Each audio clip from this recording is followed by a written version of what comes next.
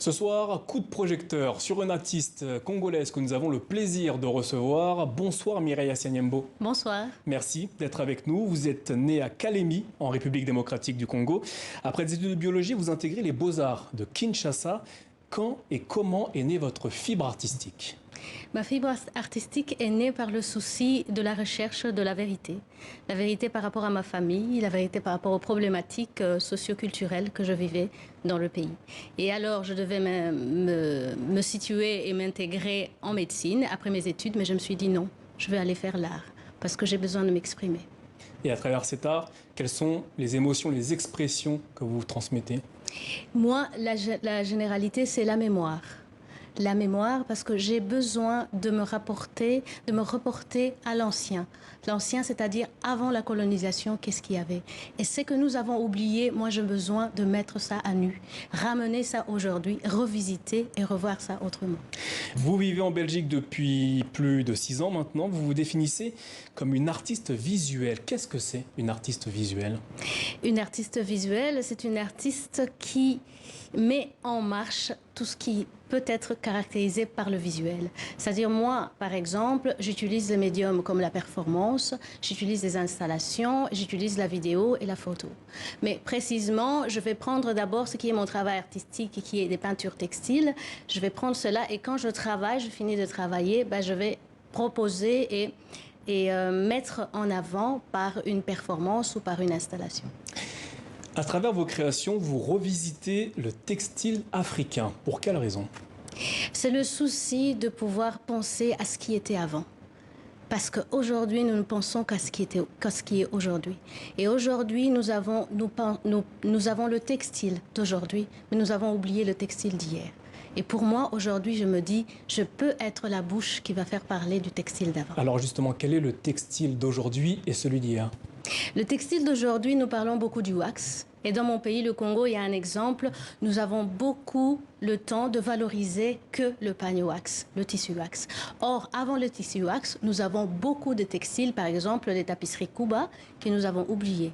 Mais moi, je me suis dit, pourquoi est-ce que je vais continuer à porter, à valoriser ce tissu wax aussi longtemps que je sais que j'ai des belles choses qui se faisaient dans le temps ancien. Alors, je me suis consacrée à faire la revalorisation du textile ancestral oublié au profit du pagne wax. Et ma révalorisation se trouve sur la fibre de raffia. Pourquoi la fibre de raffia?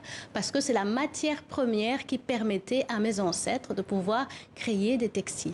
Et moi, en tant qu'avoir fait un peu de la science et l'art, je me mets dans un chemin de recherche scientifique et artistique. Découvrir ce que c'est la fibre de raffia, l'étudier scientifiquement et artistiquement. Et je suis arrivée à produire de la teinture et à produire un pigment. Ces deux éléments deviennent mes outils avec lesquels maintenant je m'exprime en art. Comment expliquez-vous que le raffia, qu'on voit à l'écran notamment, ait été relégué au second plan et que le wax ait pris les devants? Ça, je crois que c'est notre volonté propre en Afrique. Nous avons décidé d'aller dans la facilité parce que nous savons que le wax est un tissu en coton que nous pouvons laver facilement et puis il y a des belles couleurs. Mais nous avons oublié que dans la facilité, il y a un grand oubli de ce qui était une grande richesse dans le raffia. Nous ne nous mettons plus dans la concentration de ce qu'était le passé du raffia. C'est aussi la colonisation qui a amené aussi cela, mais maintenant il est temps de prendre notre propre décision et se dire, est-ce qu'il n'est pas grand temps maintenant de se concentrer au passé et à sa richesse dans le textile? Vous et plusieurs autres artistes participiez jusqu'à cette semaine avec la galerie Cubart en Belgique à l'exposition Mke qui signifie femme en swahili. Quelle place occupent les femmes dans vos créations? Une grande place. Parce que ma première chose, c'est se dire que la femme a beaucoup de la valeur, mais il faut qu'elle le sache elle-même. C'est pourquoi il y a une grande place dans mon exposition et dans mes travaux artistiques. C'est pour que je puisse donner la possibilité, que je sois la bouche de ces femmes-là qui ne savent pas parler, pour leur dire il est temps qu'on se regarde soi-même et qu'on cherche les richesses qu'on a en nous. Il y a plein de richesses en nous, on est capable de faire de grandes choses. On va voir apparaître à l'écran une de vos œuvres. Elle était notamment visible lors de l'exposition Cubart en Belgique. On va la voir apparaître à l'écran. Quel est le message que vous avez voulu transmettre à travers ces dessins? À travers ce dessin, je voulais dire que la femme, tu es le miroir. Le miroir de cette femme ancestrale. Parce qu'aujourd'hui, nous voyons beaucoup trop parler de la femme d'aujourd'hui, mais nous oublions que cette femme ancestrale avait du pouvoir. Elle avait du pouvoir, elle avait de la force. Et allons puiser la force en elle. Cette force, elle est quelque part en nous. Voilà pourquoi sur cette œuvre, vous voyez la femme à la main, à la tête.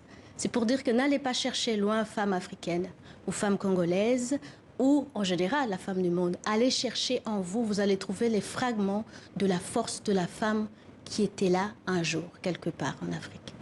Merci Mireille Asianembo d'avoir répondu à nos questions ce soir.